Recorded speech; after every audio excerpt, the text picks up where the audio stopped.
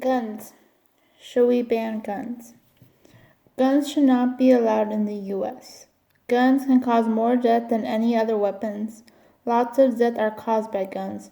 Go on the news and see how many gun deaths there are just because a kid was getting bullied or some ex-boyfriend or girlfriend got in a relationship and you get jealous of them and kill that person. Guns are not an option. They can fall into the wrong hands of people. Now, some people might say guns in their homes to protect them.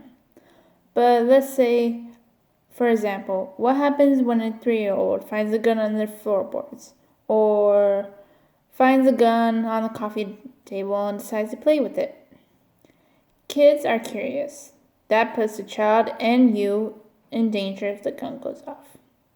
Now, I don't know much about guns, but I know that we should ban guns in the United States.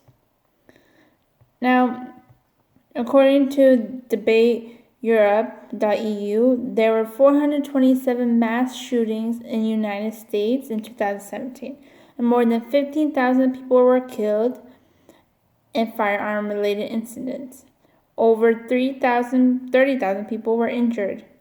It's true that banning or at least heavily restricting guns from civilian ownership would eliminate gun violence completely, but would make it less likely. It will also save tens and thousands of lives.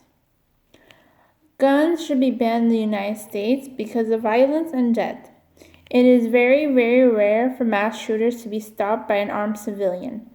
There have been cases such as when an Uber driver with a concealed carry permit potentially fooled a mass shooting in Chicago in 2015.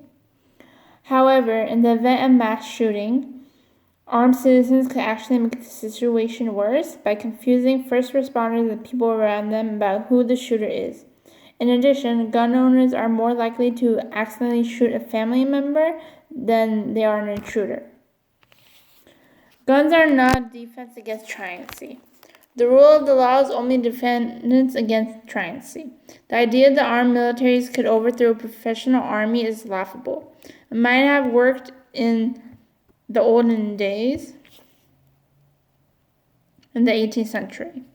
Now, the Second Amendment guarantees of the right to bear arms.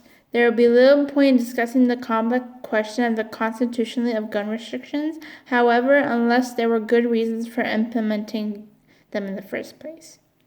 Now, the United States has 120.5 guns per 100 people, or about 347,000 guns, which is the highest total and per capita number in the world. 22% of Americans own one or more guns, 35% of men, and 12% of women. America's pervasive gun culture stems in part from its colonial history, revolution roots, frontier expansion, and the Second Amendment, which states a well-regulated Matilda being necessary to the security of a free state, the right of people to keep and bear arms shall not be infringed. Thank you.